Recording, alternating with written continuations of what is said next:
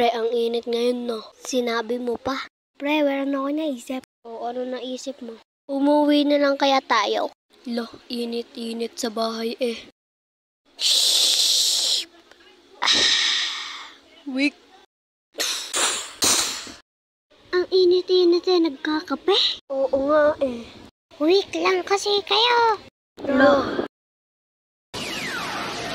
Natengan! Hi guys, itong kwento na to tungkol sa tag-init. Kaya magkwento na tayo. Guys, ang init. Makauwi mo na nga. Guys, nakauwi na din. Ray, bakit ka pa sa... Ang init po kasi. Sige, kumain ka muna dito. Sige po.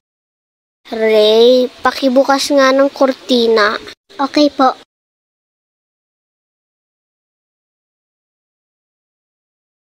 Ang init!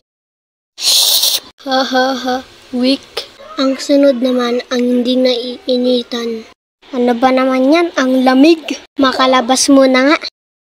Ang lamig pa rin. Makapunta mo na nga sa pinsan ko. Pre. Wait lang, pre. Ano kailangan mo, pre? Wala lang. Dito muna ako kasi mainit. Diba ang lamig ngayon? Ano pinagsasabi nito? Ang sunod naman ay pagkaligo mo, diretso pawis agad. Naliligo si Ray at mabango na siya. Ano ba naman yan? Pause na agad ako. Ang sunod naman ay yung best friend, yung malalamig na gamit. Parang electric fan, aircon, rep.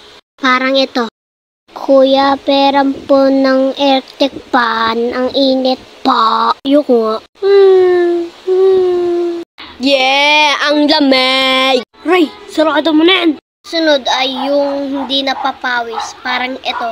Hello araw, ang lamig mo. Ano pa nagsasabi nito? So guys, sa tingin ko dito na magtatapos yung video. Sorry nga pala sa matagal na upload.